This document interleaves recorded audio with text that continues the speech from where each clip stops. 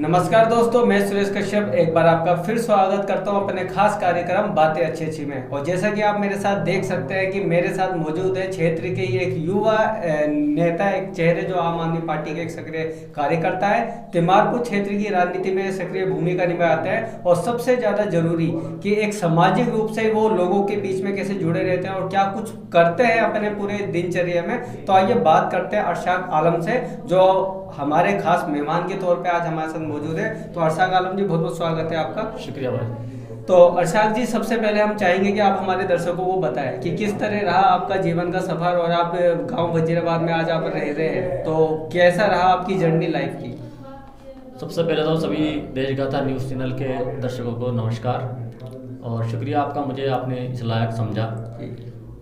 मेरा जो जन्म हुआ था वो असल में उत्तरांचल में एक जगह है कालागढ़, वहाँ पे मेरा जन्म हुआ था। उसके बाद हमारे जो ग्रैंडफादर थे उनकी डेथ के बाद हमें कुछ दिनों के लिए वहाँ से मतलब आना पड़ा। जो मेरा होम टाउन है, डिस्ट्रिक्ट बिजनौर सहसपुर एक जगह है, वहाँ पे मैं पला बड़ा। 10th की मैंने वहाँ से पढ़ाई की। उसके बाद मेरा दिल्ली आना हुआ।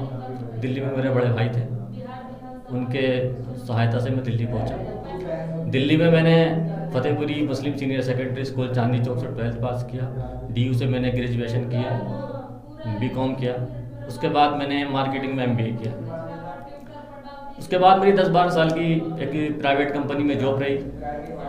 जॉब के बाद अभी फ़िलहाल मैं पब्लिक सेवा में से जुड़ा। 2007 में मैं वजीराबाद में मेरा यहाँ पे आना हुआ और उसके बाद से मैंने 2010 से ये पब्लिक सेवा का काम शुरू किया। अरशद भाई, अच्छी खासी पढ़ाई लिखाई करने के बाद आप सामाजिक कार्यों में रुचि रखने लग गए, राजनीति में जुड़ गए, तो कैसा हुआ? एक नौकरी थी, नौकरी करते रहना चाहिए था, फिर राजनीति में कैसे? असल में जब हम 2007 में यहाँ वजीराबाद में यहाँ पर आए तो हमने जो देखा यहाँ पे, तो कुछ ऐसे लोगों का यहाँ पे राजनीति में दबदबा था, जो एक आम नागरिक को, सेवा करने वाले लोगों को, सर्विस करने वाले लोगों को, रोज़ जो जिनका सिर्फ राजनीति से कोई लेना देना नहीं है, खाना कमाना है, उन लोगों की के प्रति उन लोगों की जो राजनीति में उस टाइम लोग थे, घृणा थी, अपने पास बिठाना पसंद नहीं करते थे। तो हमने जो यहाँ पे देखा आसपास का माहौल इस तरह का था। कुछ लोगों ने हमें, जब हम यहाँ पे आए तो मतलब असामाजिक तरह से परेशान भी किया। तो जब ये सब हम देख रहे थे तो मुझे खुद लगा कि हम ना, एक बार बाबा साहब अम्बेडकर की मुझे एक लाइन याद आती है। बाबा साहब अम्बेडकर ने कहा था कि अगर आप राजनीति में नहीं हो ना, तो कुछ जो लोग राजनीति का लायक नहीं है वो लोग ना आपके ऊपर शासन करना शुरू कर देते हैं। तो ये लाइन मेरे दिमाग में थी। तो ये इस लाइन को मैंने थोड़ा गंभीरता से लिया और इस पर विचार किया। तो फिर मैंने कोशिश की कि क्यों ना ऐसे लोगों की सहायता की जाए जो बाकी कुचला वर्ग है हमारे समाज के अंदर, जिन लोगों तक सरकारी योजनाएं नहीं पहुंच पाती, जिन लोग अनएजुकेटेड हैं, उन लोगों के लिए मैंने काम करना शुरू किया। तो कि आप जब से आपने सामाजिक क्षेत्र में कदम रखा, तो क्या कुछ आप अब तक कर पाए लोगों के लिए, उन मतलब उस गरीब तबके के लिए आपने अब तक क्या कुछ किया जो क्षेत्र में रहते हुए? हमने शुरू में बेसिकली मेरा ऑब्जेक्टिव था, हमने जो काम करना शुरू किया, मैंने जो देखा कि जो सरकार ना स्कीम बहुत बनाती है हम लोगों के लिए, लेकिन असल में क्या है, हमारे लोगों के अंदर अनएजुकेशन कह लो या जागरूकता का ना होना, ये बहुत बड़ा कारण है हमारे समाज के अंदर। तो वो असल में मैंने जो नोट किया है ना कि वो पब्लिक मतलब जो सरकार हमारे लिए योजनाएं बनाती है, जो लाभ हमारे लाती है, वो ग्राउंड तक आ ही नहीं पाते। उसके मेन जो बहुत बड़ा कारण है वो है गैप पब्लिक और सरकार के बीच का। तो मैंने इन तरह के योजनाओं को, सरकारी योजनाएं जो जिससे सरकारी लाभ पब्लिक तक मिल सकता है, उस पर काम करना शुरू किया। उन पे देखा उनके लिए क्या डॉक्यूमेंट चाहिए होते हैं, किस तरह की डॉक्यूमेंट की ज़रूरत पड़ती है, उन पे अच्छी तरह से ज्ञान लिया। उसके बाद उसको हमने पब्लिक को समझाया, पब्लिक के अंदर गए, हमने बताया कि ये लाभ आपको इस तरह के मिल सकते हैं। जो छोटे छोटे मतलब 1-2-3 डॉक्यूमेंट चाहिए होते हैं सरकारी योजनाओं के लिए, उसके थ्रू वो काम हो जाते हैं। इस तरह के हमने कामों पे फोकस किया। जैसे पिछले कुछ दिनों हमने उज्ज्वला के ऊपर काफ़ी काम किया है, उसमें कुछ लोगों को बेनिफिट मिला है। पहचान पत्र मोस्टली हमारे समुदाय के अंदर डॉक्यूमेंट ही पूरे नहीं होते। किसी के आधार कार्ड के अंदर नाम कुछ और होता है, किसी के पहचान पत्र में नाम कुछ होता है, बैंक के अकाउंट में कुछ और नाम होता है। इस पर मैंने बहुत काम किया, उसको हमने करेक्ट कराने का काम किया। हमने कोशिश की कि सारे डॉक्यूमेंटों में हम जितने भी जो गरीब इस तरह के लोग हैं उनके नाम एक हों, ताकि सरकार की द्वारा जितनी भी योजनाएं, चाहे दिल्ली सरकार हो या सेंट्रल सरकार हो, किसी भी तरह की सरकारें हों, उसका लाभ ज़्यादा से ज़्यादा लोगों को मिल सके।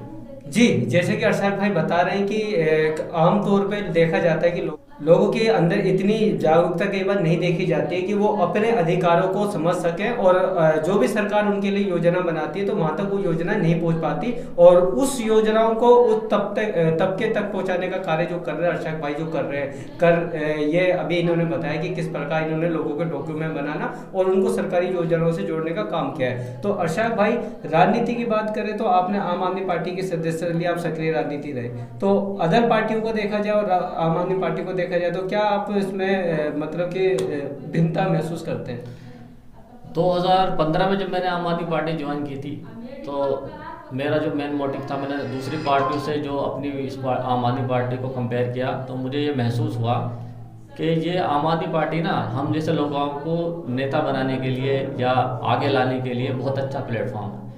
क्योंकि मैंने उसमें पार्टी में जाके ये महसूस किया, वहाँ पे जितने भी लोग होते थे पार्टी में, मीटिंगों में, पदाधिकारी, बड़े बड़े जिला अध्यक्ष तक जो होते थे वो हम तरह के हमारे ही जैसे लोग होते थे। वहाँ कोई ऐसी चीज़ नहीं थी जैसे कि आपको दूसरी पार्टियों में आपको मिलेगा कि एक वाइट शर्ट कुर्ता पजामा पहने हुए बड़ा सा आदमी फॉर्च्यूनर से उतरा और वो आके और हमारे ऊपर ऐसे आके बैठ गया जैसे कि हम मतलब बहुत ही ज़्यादा मतलब सताए हुए और वो हैं और ये हमारा राजा है। तो उस चीज़ की जो समानता थी ना, तो वो मैंने आम आदमी पार्टी के अंदर महसूस की। तो इसलिए मेरा लगाव और जुड़ाव जो था आम आदमी पार्टी के साथ हुआ। लेकिन आम आदमी पार्टी की योजनाओं को छोड़ के आप बीजेपी की योजना जनता तक पहुंचाते हैं, तो इसमें तो फिर बीजेपी का गिराव जाएगा कि हाँ क्षेत्र के लिए बीजेपी की योजना आई है। कोई भी पार्टी हो, चाहे बीजेपी हो या आम आदमी हो, जब तक वो चुनाव लड़ती है ना तब तक वो पार्टी होती है। चुनाव लड़ने के बाद वो एक सरकार हो जाती है, जैसे केजरीवाल सरकार है। केजरीवाल सरकार आम आदमी पार्टी मतलब सरकार बनने से पहले आम आदमी पार्टी है, लेकिन जब वो अरविंद केजरीवाल जी ने शपथ ले ली मुख्यमंत्री की तो वो हमारे मुख्यमंत्री नहीं, सिर्फ मेरे अकेले या मेरे पदाधिकारी या मेरे सिर्फ कार्यकर्ताओं के मुख्यमंत्री नहीं, वो पूरी दिल्ली के मुख्यमंत्री हैं। फॉर एग्जाम्पल आप मेरे रामघाट मोहल्ला क्लिनिक के सामने मोहल्ला क्लिनिक है, वहाँ पे बीजेपी वाले भी इलाज कराने आते हैं, कांग्रेस वाले भी इलाज कराने आते हैं। मैंने देखे लाइन में लगे वहाँ पे लोग। तो वो किसी एक समुदाय या एक विशेष पार्टी की सरकार नहीं है। अगर मुझे लगता है कि मैं किसी भी पार्टी, किसी भी सरकार से, चाहे वो केंद्र सरकार हो या दिल्ली सरकार हो, अगर मैं लोगों का भला कर सकता हूं तो मुझे करना चाहिए, निसंकोच करना चाहिए। उसमें कोई भी किसी भी तरह की वो नहीं करना चाहिए। तो इस बार आप टिकट मांग रहे हैं, आपको लगता है कि निगम चुनाव में इस बार आप कहीं ना कहीं फिट बैठ सकते हैं? देखो, टिकट मांगना न मांगना वो एक अलग दो चीज़ें हैं। टिकट मांगना, मैंने कभी मुँह से नहीं कहा कि मुझे टिकट चाहिए। पार्टी ने मुझे जो भी काम दिया मैंने बाखूबी उसको निभाया। जो भी जिम्मेदारी मुझे पार्टी ने दी, पार्टी ने मुझे रोगी कल्याण समिति अरुणा सिवली का मेंबर बनाया, मैं उसके लिए पूरी तरह से रात को, चाहे मेरे पास 3 बजे फ़ोन आया, 2 बजे फ़ोन आए, आते हैं मेरे पास कि डिलीवरी नहीं हो रही, कहीं कुछ परेशानी हो रही है, अल्ट्रासाउंड नहीं हो रहा, तो मैं पूरी हेल्प करता हूँ। कई बार मुझे जाना भी पड़ता है अस्पताल। तो ये सब चीज़ें हैं। बाकी मेहनत हमें करनी चाहिए। हमारे अरविंद केजरीवाल जी ने अभी जो हमारी राष्ट्रीय कार्यकारिणी की मीटिंग हुई थी, उन्होंने प्रेस कॉन्फ्रेंस के अंदर एक बात कही थी, वो बात मुझे बहुत अच्छी लगी उनकी। उन्होंने ये कहा था कि कोई भी कार्यकर्ता, चाहे वो अपने लिए अपने टिकट मांगता है ना, तो सबसे कमज़ोर व्यक्ति है वो व्यक्ति, सबसे कमज़ोर व्यक्ति है जो अपने लिए टिकट मांगता है। मुझे ऐसे काम करने चाहिए पब्लिक के लिए कि ये पब्लिक इकट्ठी होकर केजरीवाल जी से या हमारे पांडे जी से जाके कहे कि इस आदमी को टिकट दो, ये आदमी हमारे लिए काम करता है, तो मेरे लिए कुछ वो चीज़ महत्वपूर्ण होगी। लेकिन मेरे अपने टिकट मांगने न मांगने से कोई फर्क नहीं पड़ता। पार्टी ने मुझे जिम्मेदारी जो दी है मैं उसे निभाऊंगा, निभाता रहूंगा आगे भी। तो कुल मिला के आपको लगता है कि कार्यों को देख के अगर किसी को प्रत्याशी चुने, मतलब कि पार्टी चुने, तो वो पार्टी का काम है, आप सिर्फ अपना काम पे ध्यान दें। बिल्कुल। तो अरशद जी, आपका नाम अरशद आलम है, क्या लगता है तिमारपुर वार्ड, क्योंकि हमारे देश में अगर मैं बात करूं तो हिंदू मुस्लिम की राजनीति बहुत की जाती है, तो तिमारपुर वार्ड जो है, तो क्या लगता है कि अभी अरशद आलम जो नाम है ये प्रत्याशी के तौर पे तिमारपुर के अंदर अभी आ सकता है? देखो, नाम अगर मेरा अरशद आलम है तो इसमें कोई मेरी गलती तो है नहीं, ठीक है। मैं किसी समुदाय से हूँ या किसी अलग समुदाय से हूँ, इसमें कोई मेरी गलती नहीं है। मैं उस परिवार में पैदा हुआ, मैं उस परिवार के जो भी धर्म को अपनाते हैं वो धर्म को अपनाता हूँ और अपनाता रहूँगा। उसमें कोई मेरा वो नहीं है। लेकिन बात यह है कि आदमी की ना जो भी उसकी विचार हैं, जो उसके काम हैं, उन लोगों को उस चीज़ को जो है जाति से उठ के उस चीज़ों पे ज़्यादा ध्यान देना चाहिए। धर्म कोई धर्म ये नहीं कहता कि हाँ इस व्यक्ति को टिकट मत दो क्योंकि ये पिछड़ी जाति से आता है, या इस व्यक्ति को टिकट मत दो क्योंकि ये मुस्लिम समुदाय से आता है, किसी व्यक्ति को टिकट मत दो कि ये किसी और समाज से आता है। समाज ना देख के पार्टी को भी ये चीज़ों को थोड़ा सा ध्यान देना चाहिए, देगी आगे आगे टाइम जैसे जैसे, और दिया है पार्टी ने। हमारे जो पहला चुनाव अरविंद केजरीवाल जी ने लड़ा था, शाजिया इल्मी जी को ऐसी जगह से टिकट दिया था जहां वो मुस्लिम परिवार 20-25 500-400 वोट थे, दिया है। हमारी पार्टी में ऐसी चीज़ें नहीं है बिल्कुल भी, और मुझे उम्मीद है कि जो होगा अच्छा होगा। लेकिन अच्छा जी, अब देख रहे होंगे कि खासकर तिमारपुर वार्ड के देखते हैं तो हम काफ़ी सारे प्रत्याशियों की एक भीड़ लगती है, और खासकर आम आदमी पार्टी के अंदर बहुत लोग मेहनत कर रहे हैं, तो चुनौतियां बहुत सारी है। तो आपका जो सफ़र है और एक प्रत्याशी बनने तक का जो आपका एक सपना भी है, आप चाहते लोगों की सेवा करें, प्रत्याशी बने, चुनाव जीतें, तो इन चुनौतियों के बीच को कैसे देखते हैं आप? देखो, हमारा काम है पब्लिक की सेवा करना। पब्लिक की, ये हमारे एमएलए जो दिलीप पांडे जी हैं उनका मोटिव है। उन्होंने यही कहा है कि जनता की सेवा करो। अगर तुम्हें लगेगा कि मुझे जो लगेगा आदमी जो सक्षम कैंडिडेट होगा मैं उसका नाम आगे करूँगा, तो हम तो अपनी सेवा में लगे हुए हैं। जो भी पार्टी डिसीजन लेगी, जिसका भी डिसीजन लेगी, जिसको कैंडिडेट बनाएगी, हमें अपने विधायक पे पूरा भरोसा है।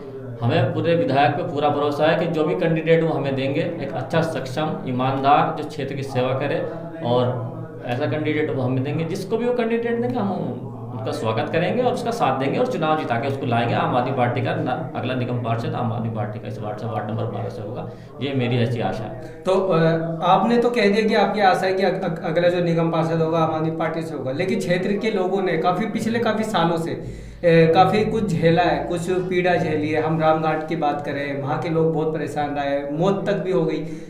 गली नंबर 9 की देखें, वहाँ आज भी कई गलियां ऐसी हैं जहाँ पे बहुत ज्यादा दिक्कत है, आज भी जल भराव की दिक्कत है। तो कैसे कहोगे कि आम आदमी पार्टी जो शासन में है, विधायक आम आदमी पार्टी के हैं, फिर भी विकास की राह भी देख रहे हैं क्षेत्र? असल में दो चीज़ें होती हैं। एक तो निगम पार्षद का काम होता है नाली सफाई करने का, और जो मेन डेवलपमेंट के काम होते हैं वो हमारे विधायक जी के होते हैं। तो मेरा जो अपना मानना है, मैंने जो अभी क्षेत्र के अंदर घूम के जो महसूस किया है वो ये है कि हम कितनी नालियाँ बना लें और कितनी सड़कें बना लें, जब तक हम उन नालियों की सफाई प्रॉपर ढंग से नहीं करेंगे ना, तो कल को क्या होगा, वो आगे एक नाली बनी है, वो 3 महीने बाद 2 महीने बाद उसमें कूड़ा करकट पड़ के ये हाल हो जाता है कि उसका ओवरफ्लो होकर पानी सड़क पे बहने लग जाता है। तो जो सड़क पे जो विधायक निधि का पैसा लगता है ना, वही बर्बाद हो जाता है। उसके बाद उसका कारण ये होता है, लोग परेशान होते हैं, सड़क पे मलबा डालने लग जाते हैं, वो बना बनाया सड़क रूल जितना भी विकास कार्य होता है वो दबके वो सब कूड़ा हो जाता है। तो अभी जिगता जागता एग्जाम्पल आपको मैं बताता हूँ। हमारे रामघाट से आप अंदर जाएंगे, मदर डेयरी से 0 नंबर गली है। पिछले साल निगम पार्षद के जो हस्बैंड थे कप्तान साहब, उन्होंने वो गली के साइड एक टेम्परेरी नाली मतलब एक बनाई थी, खाली नाली बनाई थी, क्योंकि वो नाला ब्लॉक पड़ा हुआ है, उसकी सफाई नहीं हुई बहुत दिन से, तो पानी ज्यादा भरने लगा। उन्होंने एक छोटी सी नाली एक वहां से 0 नंबर से बना दी आगे तक, और उसे मेन नाले में लाके छोड़ दिया। अब वो नाली उन्होंने बना तो थी, लेकिन वो नाली की सफाई की जिम्मेदारी उनकी थी, उन्होंने उस नाली की सफाई नहीं करी। आज उस नाली को आप जाके देखें, एक बार आपसे मेरी रिक्वेस्ट है, आप जाके उस नाली को दिखाओगे ना, तो उस नाली में जितना कूड़ा भरा पड़ा है, सारा पानी जो है रोड के ऊपर, पानी के ऊपर, सड़क के ऊपर बह रहा है। तो उससे क्या होता है, अब वो जो अगर उस पर सड़क बनी होती, अभी बनी नहीं है, बनने वाली है, अगर उस पर बनी होती तो कारण क्या होता, पानी ओवरफ्लो होकर सड़क के ऊपर होता, और जो लोग होते हैं उन्हें चलने में परेशानी होती। जब वो ज्यादा चलने में घरों में पानी घुसने लग जाता है, लोग क्या करते हैं, मलबा डलवाना शुरू कर देते हैं। अब वो करोड़ों रुपए का जो काम है, जो हुआ है सड़क के ऊपर हुआ है, वो सारा दब जाता है। तो अगर हमारा निगम पार्षद, यानी कि आम आदमी पार्टी का निगम पार्षद अगर हमारा होगा, ये एमएलए हमारा है, निगम पार्षद भी हमारा होगा, तो क्षेत्र में कामों को गति मिलेगी। जो नालियाँ इस तरह की ब्लॉक हो जाती हैं, जो हमारा जो पैसा बर्बाद होता है, वो पैसा बर्बाद नहीं होगा, पानी की निकासी बेहतर होगी। जैसे कि आप देख रहे होंगे, 9 नंबर में पानी की बहुत बड़ी प्रॉब्लम रही, उसका संज्ञान लेते हुए अभी एक बड़ा नाला 0 नंबर से लेकर और हनुमान चौक तक बनाया जा रहा है, बड़ा नाला। उम्मीद करते हैं, आशा करते हैं कि अगली बरसात जो होगी अच्छी होगी, बेहतर होगी। दिलीप पांडे जी पूरे काम के ऊपर नजर बनाए हुए हैं। जी, अर्षाद जी, अंत में सिर्फ ये पूछेंगे, बहुत बड़ा त्यौहार जो छठ पूजा को लेकर है वो चल रहा है, और राजनीतिक नूरा कुश्ती भी देखने को मिल रही है। श्रद्धालु परेशान है, यमुना पे नहीं जा सकते, घाटों पे पूजा नहीं कर सकते, और जो क्षेत्र के अंदर जो बनाए जा रहे हैं तो उसमें भी बहुत बार देखा जा रहा है हमारा शासन प्रशासन की भी मदद नहीं मिल रही है। क्या कहेंगे श्रद्धालुओं को और छठ पूजा को, क्या कहोगे दिल्ली की सरकारों को? नहीं, देखो, अभी छठ पूजा की आप बात की आपने, छठ पूजा के लिए हमारे विधायक जी ने अभी 5 घाट अपने विधायक जी की सहायता से बन के तैयार हो रहा है। एक 0 नंबर में बन रहा है, संगम बिहार 6 नंबर में बन रहा है, झड़ौदा चौकी में बन रहा है 12 नंबर 16 नंबर। 5 घाट बन के तैयार हो जाएंगे परसों तक। कल छठ पूजा है, कल दोपहर तक वो तैयार हो जाएंगे। किसी को भी किसी तरह की कोई परेशानी नहीं होगी, वहाँ सारी तरह की सुविधाएं होंगी। जैसा भी जो भी लेकिन घाटों पे छठ पूजा की अनुमति नहीं मिली, ऐसा क्यों? भाई उसके पीछे बहुत सारे कारण हो सकते हैं, मुझे उसका पूरा ज्ञान नहीं है। मुझे उसके बारे में जिस चीज़ के ऊपर ज्ञान हो तो ज़्यादा बात करनी भी सही नहीं है। तो उस पर हो सकता है कुछ एलजी की तरफ से भी कोई प्रॉब्लम हो सकती है, एनजीटी की तरफ से भी हो सकती है, तो उसके बारे में मुझे इतनी ज्ञान। जी, तो जैसे कि भी दर्शकों आपने देखा, अरशाक आलम जो हमारे साथ है यहाँ मौजूद थे, जिनसे हमने बातें की, और हम ये समझ सकते हैं कि आपको ये सारी चीज़ें काफ़ी अच्छी लगी होगी, काफ़ी रोचक लगी होगी। तो अरशाक आलम जी अभी हाल ही में एक नई स्कीम लेके चल रहे हैं लोगों के बीच में। तो उज्ज्वला योजना, जो जिन लोगों के पास सिलेंडर नहीं है, जो गरीबी योजना के तहत लोग परिवार आते हैं, तो उन तक वो सिलेंडर की योजना पहुँचाने का कार्य ये अभी फिलहाल कर रहे हैं। और आप में से किसी को भी अगर आपको लगता है कि आप उस योजना के अंतर्गत आप आते हो, तो आप इनसे मिल सकते हैं। रामघाट में ये रहते हैं, तो कोशिश कीजिए कि इनसे जितनी भी सेवा आप लोगों तक पहुंच सकती है वो सेवा आप तक निरंतर पहुंची रहे। और हमारी तरफ से पूरी शुभकामनाएं रहेगी कि अरशद आलम जी आने वाले समय पे एक निगम पार्षद की जिम्मेदारी लेते हुए क्षेत्र की सेवा करते हुए दिखाई दे। तो आप दीजिए इजाजत, फिर मिलेंगे एक नए शख्स के साथ बातें अच्छी में।